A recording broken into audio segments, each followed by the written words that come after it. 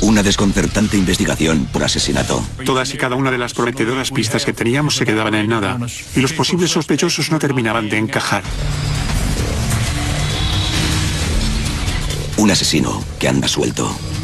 Una de las personas más infames y crueles que jamás he conocido. Y un campus aterrorizado.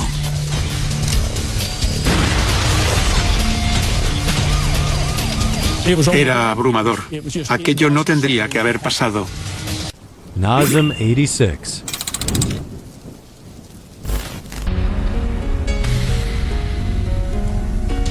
Universidad de South Alabama. Un campus en expansión de 500 hectáreas con más de 8.000 estudiantes.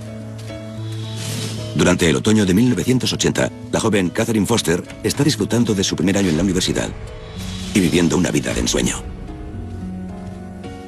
Catherine representaba el ideal de joven americana. Le iba muy bien en las clases y en el deporte.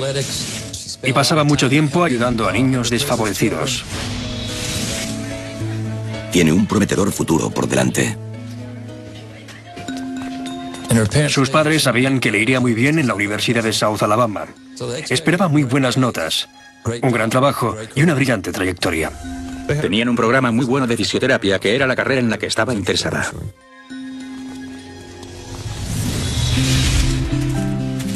Por si fuera poco, Catherine ha ido a la universidad con su novio, Tom Jadon, desde su ciudad natal en Pascagoula, Mississippi. La pareja de jóvenes está entusiasmada de vivir en la grande y excitante ciudad de Mobile. Además, Tom disfruta de una generosa beca deportiva. Tom había aceptado un puesto como jugador de fútbol en la Universidad de South Alabama. Tisha Sullivan, otra buena amiga del instituto, también asiste a la South Alabama. Catherine Foster, Tom Jadon y Tisha Sullivan fueron al instituto privado Nuestra Señora de la Victoria. Era muy pequeño. Los tres estaban muy unidos. Iban juntos a eventos deportivos, a actividades de la iglesia, a actos de caridad.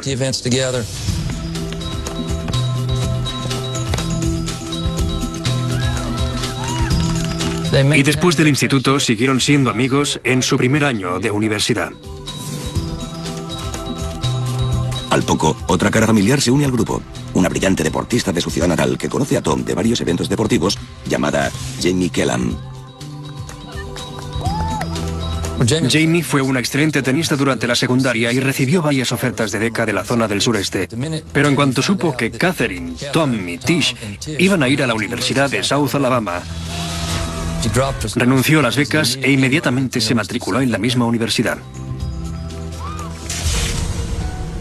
En su primer año en la universidad, las cosas no pueden ir mejor.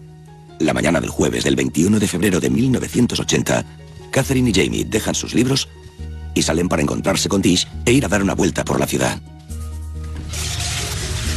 Tish, Catherine y Jamie llevaban tiempo pensando en ir de compras. Querían ir a comer mientras estaban fuera del campus. Lo habían planeado durante días. Pero Catherine nunca hará esa salida. Y lo que está a punto de ocurrir en los siguientes 30 minutos cambiará para siempre la vida de todos cuantos la rodean.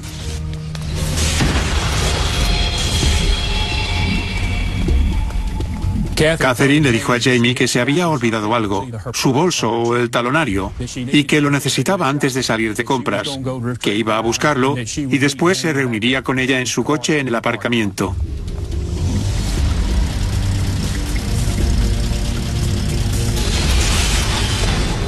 Catherine nunca aparece. Y cuando Jamie vuelve a la residencia a buscarla, no la encuentra por ningún sitio. Llega Tish, pero no hay rastro de Catherine.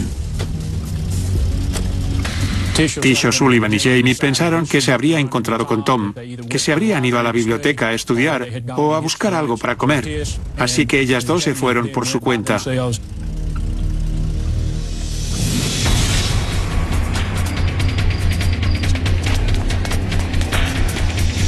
Al caer la noche, Catherine todavía no ha regresado a la residencia. Nadie sabe nada de ella, ni siquiera su novio, Tom. Sus amigos empiezan a preocuparse. Tish y Jamie fueron preguntando al resto de sus amigos. Descubrieron que nadie había visto a Catherine desde primera hora de la mañana.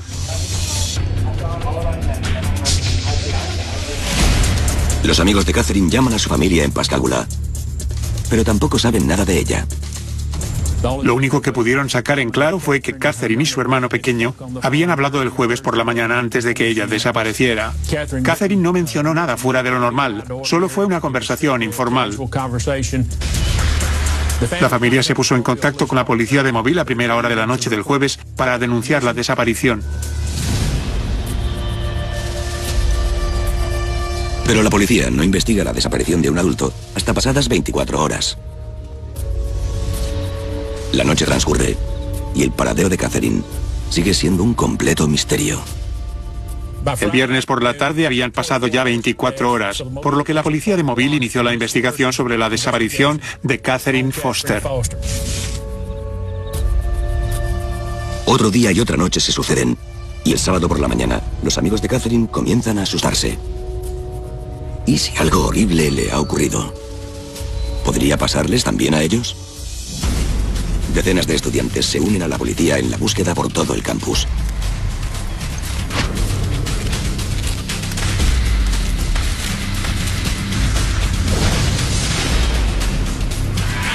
Y aproximadamente a las 10:35 de la mañana se dio el aviso de que habían encontrado algo. Catherine Foster deja de estar desaparecida.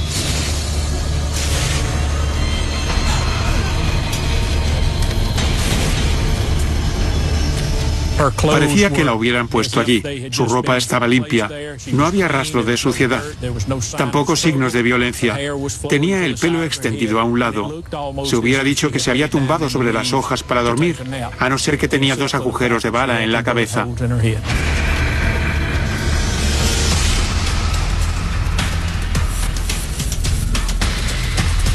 Nadie puede imaginar quién haría una cosa así y por qué. La conmoción y el temor se extienden rápidamente por el campus. Yo me gradué en la misma institución y el hecho de que una estudiante fuera asesinada en el campus era algo abrumador. Aquello no tendría que haber pasado. La policía está decidida a resolver el caso con rapidez. Lo que no saben es lo larga y complicada que resultará la investigación del caso Catherine Foster.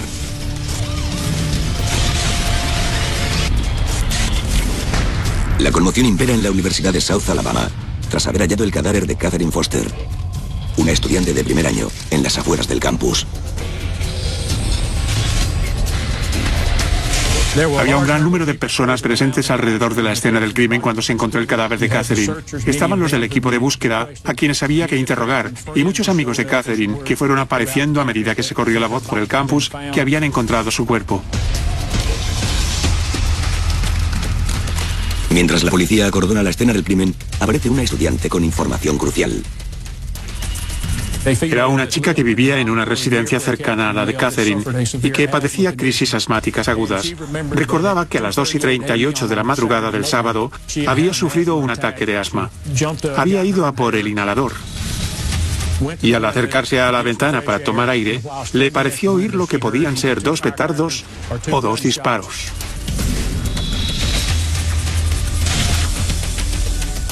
Si esos ruidos fueron los letales disparos, eso significa que Catherine seguía con vida más de 24 horas después de desaparecer. Entonces, ¿dónde estuvo todo ese tiempo? Con suerte, la autopsia proporcionará algunas respuestas. Basándose en la ausencia de signos de descomposición, el médico forense determina que la hora estimada de la muerte de Catherine fue entre 8 y 24 horas antes de ser encontrada. El asesino le disparó de cerca con una pistola del calibre 22. Miramos la cronología y confirmamos que la señorita Foster pudo haber muerto a las 2:38 de la madrugada del sábado, lo que encajaba con los disparos que la estudiante había dicho escuchar. Pero curiosamente, no hay rastro de agresión sexual ni de heridas defensivas de ningún tipo. Si Catherine fue secuestrada y retenida, no opuso resistencia.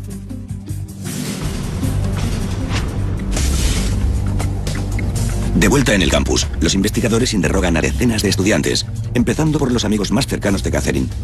Pero nadie puede explicar cómo ni por qué la estudiante desapareció a plena luz del día y acabó muerta. Jamie Kellam, la última persona en ver a Catherine con vida, no puede evitar culparse a sí misma. No paraba de llorar y lamentarse. Mucho más que el resto de los compañeros de clase de Catherine y del instituto, que la conocían de toda la vida. Los investigadores interrogan a Jamie, pero es imposible que haya podido matar a Catherine. A las 2:38 de la madrugada del sábado, estaba fuera del campus, pasando la noche con una amiga y su familia.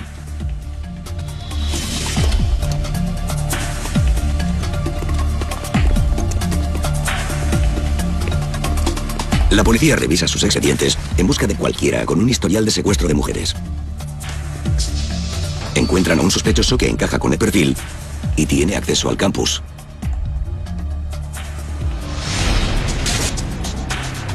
Unos meses atrás, un tipo había intentado violar y secuestrar a una joven.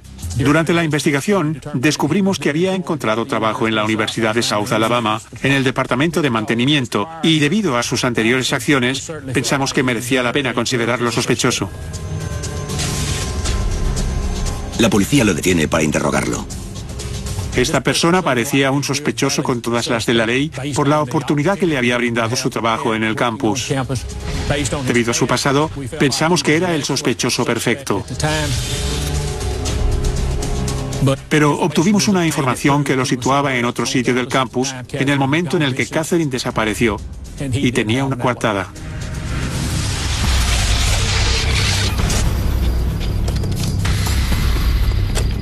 Ya que la autopsia no revela signos de lucha, los investigadores se preguntan cómo fue secuestrada.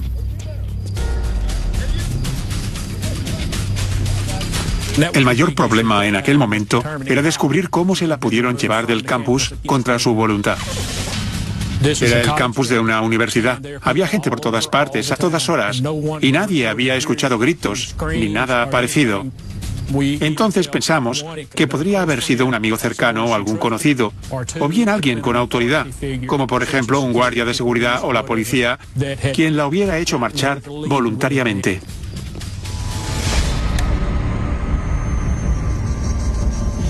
La policía interroga a los dos guardias de seguridad que estaban de servicio la noche del asesinato de Catherine. Los agentes Stoney Stewart y Michael Maris les cuentan a los investigadores que estuvieron juntos la noche del asesinato. Su supervisor corrobora esta versión. Sin embargo, sí poseen información valiosa para la policía. Parece que la joven asmática no fue la única que oyó algo a altas horas de la madrugada en la que dispararon a Catherine.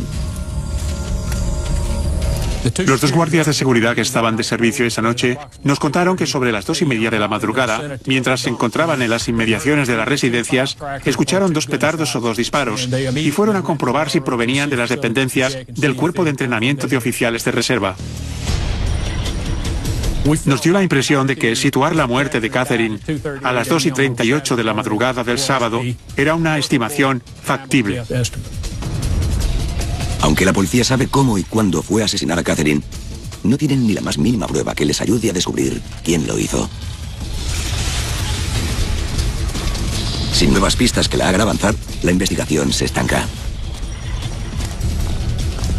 En ese momento, la policía tiene un golpe de suerte al aparecer un nuevo sospechoso. Un hombre acudió a nosotros y declaró que su hijo, un enfermo mental que había estado en tratamiento, se había llevado su vehículo la noche en que Catherine desapareció. El hombre encuentra una pistola del calibre 22 en el coche, el mismo calibre utilizado para matar a Catherine. El padre estaba muy alterado porque temía que su hijo, al que habían diagnosticado de enfermo mental, hubiera podido ser el que secuestró y asesinó a Catherine Foster. Nos entregó un arma que enviamos al laboratorio forense para que la analizasen. Mientras tanto, los investigadores buscan en la espesa zona boscosa detrás de las residencias cualquier secreto oculto. Sombrío y aislado, es el perfecto patio de recreo para un asesino con algo que esconder.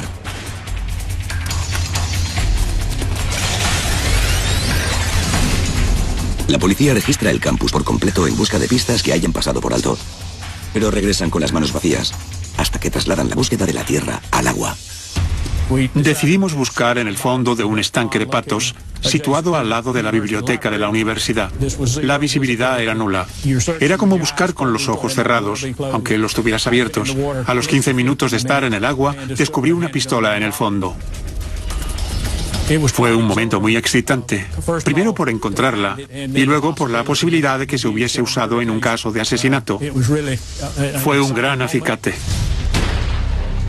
La policía tiene ahora 2 posibles armas homicidas. Una coincidencia en cualquiera de ellas podría llevarles directamente al asesino de Catherine. Sin embargo, el laboratorio de balística comunica aún resultados decepcionantes. Ninguna de las armas fue usada para matar a Catherine Foster. Y los investigadores se están quedando rápidamente sin opciones.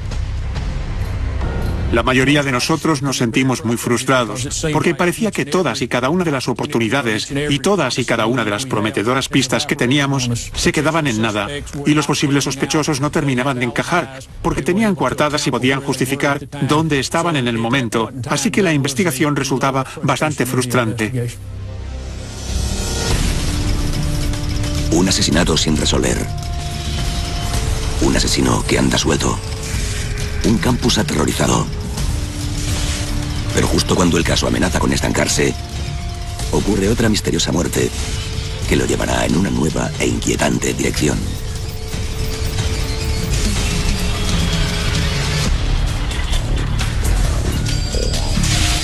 La policía está desconcertada después de haber encontrado muerta a la estudiante de primer año Catherine Foster en el campus de la Universidad de South Alabama. No tienen pistas, motivaciones, ni ningún sospechoso viable. El tiempo pasaba y era muy difícil avanzar en la investigación.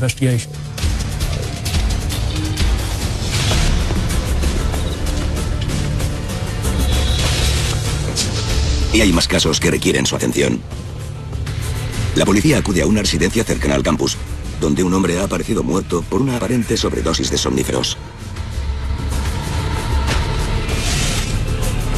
Parecía que el individuo se había suicidado. Y por su estado se diría que llevaba muerto 3 o 4 días. La policía conoce al muerto. Se trata de Michael Maris, uno de los guardias de seguridad que estaba de servicio en la noche del asesinato de Catherine. Tras registrar su casa, queda claro que Maris se había obsesionado con el caso. Una de las cosas más insólitas que encontramos fue la copia del informe de la autopsia de Catherine Foster. Maris había revisado el informe y había subrayado algunos aspectos de la investigación. Había tomado notas en las columnas a los lados del informe mecanografiado. La gente no suele hacer esas cosas. Pero, como la policía pronto descubrirá, Maris era un hombre trastornado. Maris era una persona muy frustrada. Descubrimos que había solicitado empleo en numerosos organismos policiales, pero cuando llegaba a la evaluación psicológica, normalmente era desestimado. Hasta ese momento, todo lo que había podido conseguir eran trabajos de seguridad en South Alabama y en un centro de salud mental, por lo que parecía obvio que era muy desgraciado. Desgraciado y macabro. Estaba obsesionado con la muerte y con el suicidio, y en algunos de sus escritos incluso hablaba de ejecuciones, sobre cómo se debe llevar y poner de rodillas a una persona, y cómo dispararle en la nuca. Así, en resumen, podríamos decir que se trataba de una persona muy extraña, que tenía una personalidad que no era nada corriente.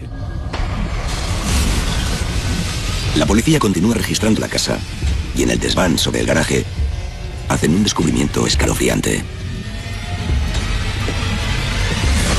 Algo parecido a una jaula, aunque lo bastante grande para una persona.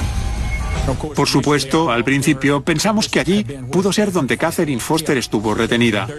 Había un colchón sucio, unas sábanas mugrosas, y todo estaba asegurado con una puerta con bisagras y un cerrojo para poder cerrarla y retener a alguien allí.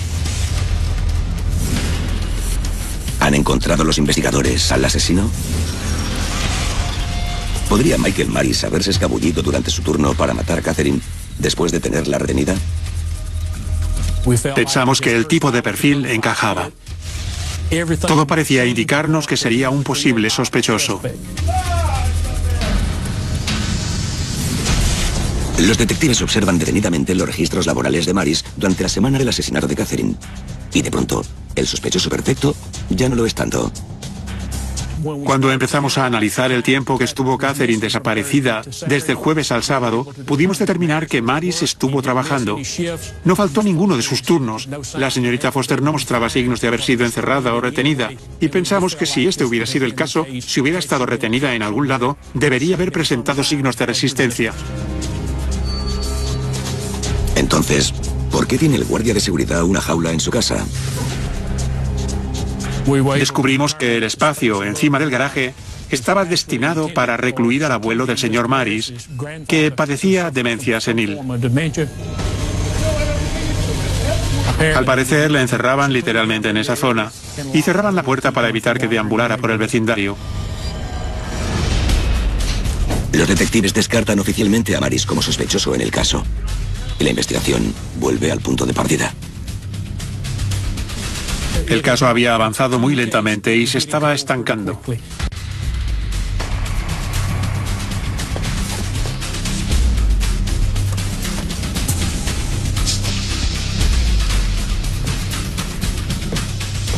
Y así seguirá durante los años venideros.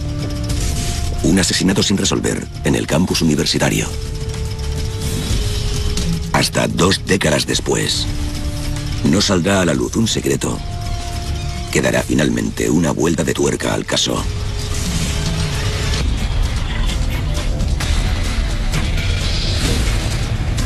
Han pasado 20 años desde que la estudiante de primer año Catherine Foster fuera asesinada en la Universidad de South Alabama, dejando tras de sí muchas preguntas sin respuesta.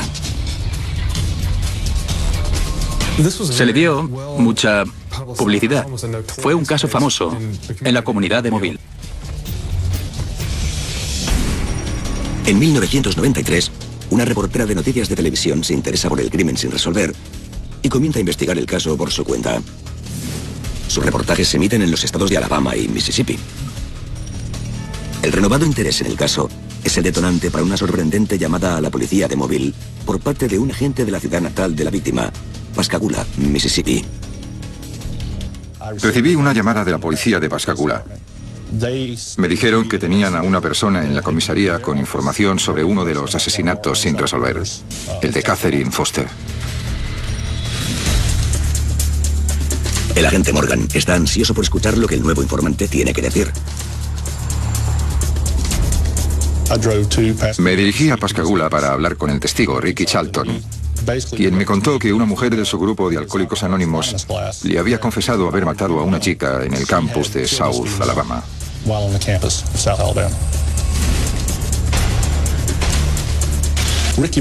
Ricky conoció a esa mujer en Alcohólicos Anónimos mientras trabajaba en los pasos del programa. Uno de ellos consiste en compensar a todas las personas a las que hayas perjudicado. Como la víctima estaba muerta, le preguntó a Ricky qué podía hacer al respecto. Ricky identifica a la asesina confesa como Jamie Letson. A los investigadores no les suena hasta que descubren su apellido de soltera.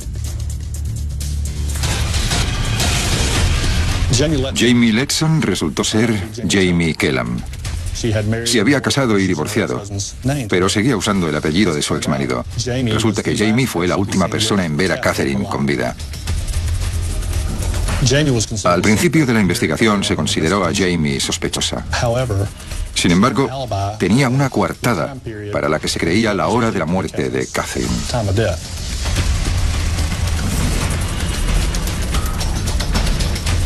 El extraño comportamiento de Jamie tras la muerte de Catherine siempre levantó sospechas. El comportamiento de Jamie era tan extraño y desmesurado que muchos de los amigos de Catherine y su familia lo notaron y se molestaron. De hecho, incluso se fijaron en que parecía fingido y simulado, casi como si quisiera montar un espectáculo con su pesar. Según el confidente de Jamie en Alcohólicos Anónimos, todo tenía que ver con el novio de Catherine, Tom. Jamie le contó a Ricky que había conocido a Tom en el instituto. Se había encaprichado de él y este amor era muy intenso. Tom era un deportista consumado. Jugaba al tenis igual que Jamie. Sus caminos se cruzaron por primera vez en el instituto, donde se conocieron y donde probablemente Jamie se enamoró de él. Muchos nos habían contado que Jamie había renunciado a una beca de tenis en otro colegio para seguir a Tom a la Universidad de South Alabama. Fue capaz de introducirse en el círculo de Catherine y de pronto empezó a relacionarse con ella y con sus amigos, aunque en realidad solo se unió al grupo para acercarse a Tom. Con el caso estancado ahora a pleno rendimiento, la policía comienza a interrogar a los amigos y familiares de Jamie. Una de sus primas les cuenta a los investigadores la existencia de una carta que tienen que ver. Una carta que probablemente encuentran en casa del padrastro de Jamie.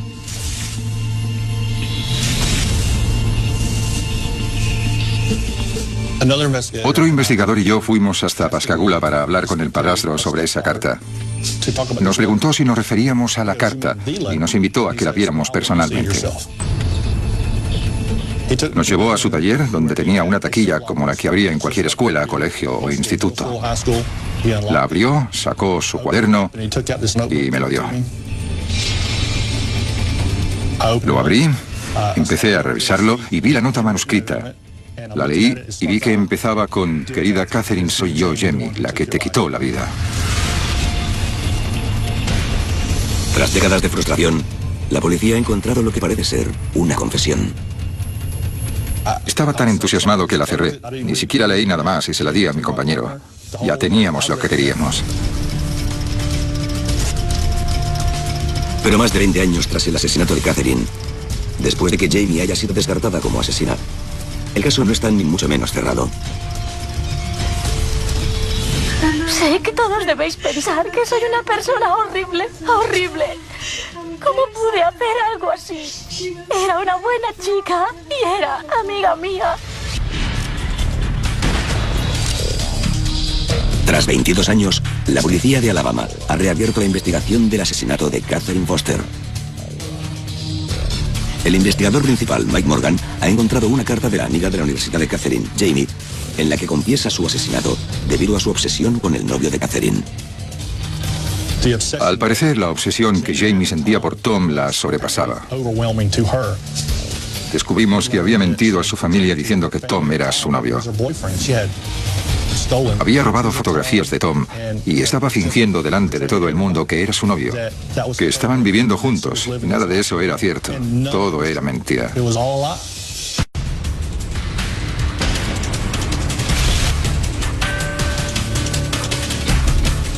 La policía tiene ahora su primer golpe de suerte en un caso que les ha tenido desconcertados durante más de 2 décadas. Cuando regresamos a Mobile, le di la carta a los de identificación. La examinaron y obtuvieron un par de huellas de ella. E incluso lograron encontrar coincidencias con las de Jamie Letson. Para mí eso era algo muy importante, porque no solo tenía la carta, sino también sus huellas como prueba de que fue ella quien la escribió. Pero el entusiasmo dura poco. Cuando la policía de Mobile descubrió la confesión de 3 páginas manuscritas de Jamie Letson, la llevaron al ayudante del fiscal del distrito de la zona y le pidieron que llevara el caso a juicio. La respuesta es no.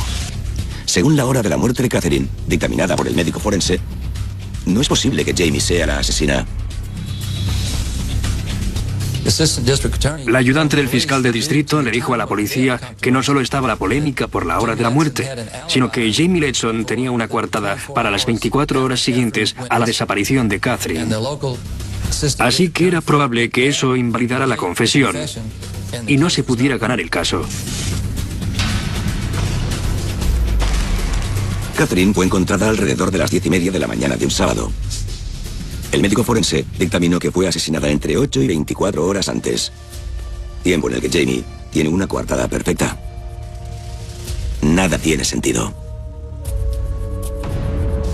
Decidí hablar con el doctor Riddick, que fue el forense que realizó la autopsia en 1980. Más de 2 décadas después, ¿se mantendrá todavía firme el forense en su informe original?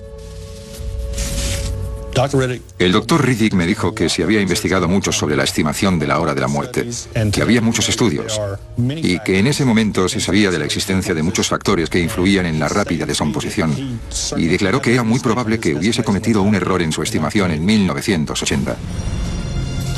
Entonces, ¿qué piensa ahora el médico forense sobre el momento de la muerte de Catherine Foster? Las primeras palabras del Dr. Riddick fueron que era muy posible que hubiera estado en el bosque durante las 48 horas que estuvo desaparecida. Aunque el Dr. Riddick nos dio esta nueva opinión, todavía necesitábamos más información científica para reforzar nuestra teoría sobre lo que ocurrió. Me enteré de la existencia de un departamento en la Universidad de Tennessee donde investigan la descomposición de los cuerpos humanos.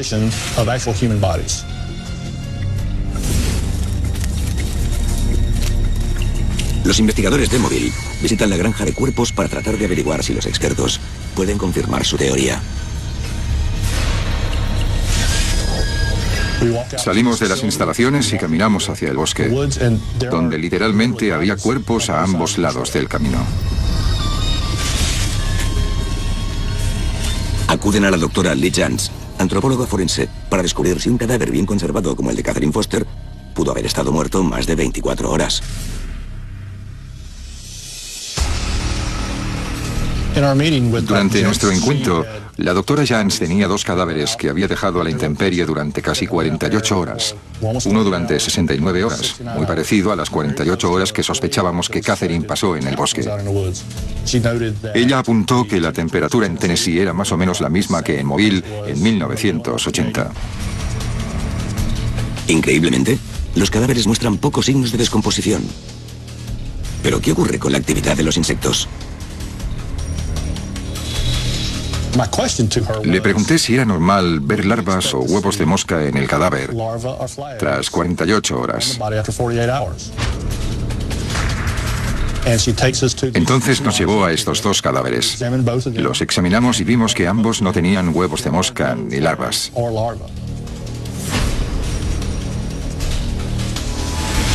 En ese momento, estaba convencido de que teníamos a Jamie. No necesitábamos nada más. Según la investigación actualizada, Catherine pudo haber sido asesinada la misma mañana en la que desapareció, tras pasar un tiempo a solas con Jamie. Finalmente, el 21 de noviembre de 2008, conseguimos una acusación por asesinato que se tradujo en una orden de arresto para Jamie. El plan consiste en sorprenderla en el centro de rehabilitación donde reside en Jackson, Mississippi, y conseguir una confesión rápida. Esa mañana nos presentamos en el centro de rehabilitación. Abarcamos y la vimos fuera.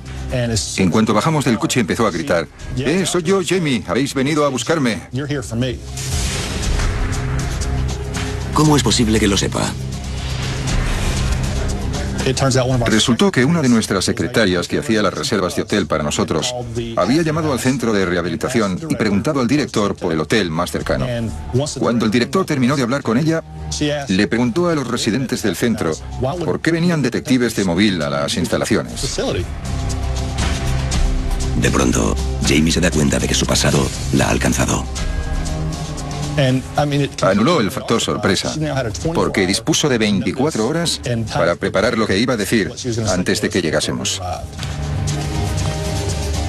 La policía detiene a Jamie y la lleva de vuelta a Mobile, donde se la acusa de asesinar a la chica de la que una vez fingió ser amiga, hace tanto tiempo. En comisaría, los detectives le dicen a Jamie que esta es su última oportunidad para hacer una declaración sobre el asesinato.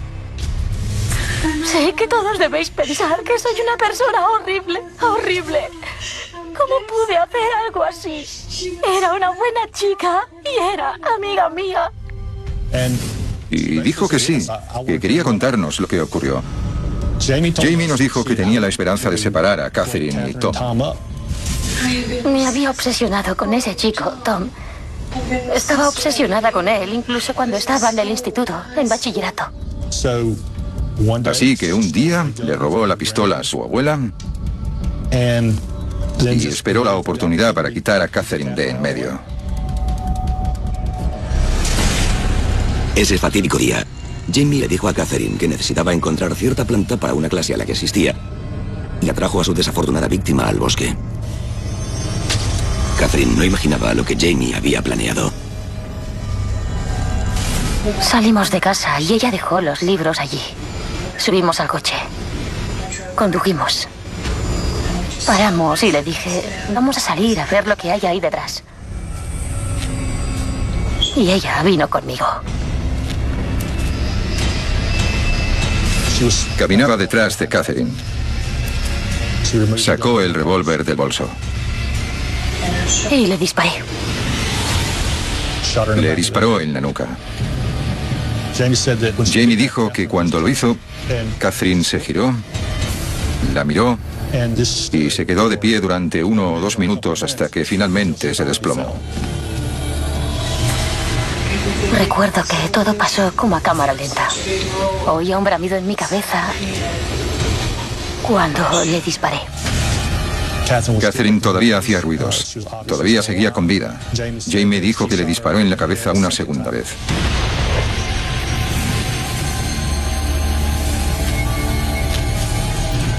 Jamie volvió rápidamente a su residencia y se deshizo del arma, justo a tiempo para inventarse la historia sobre la desaparición de Catherine.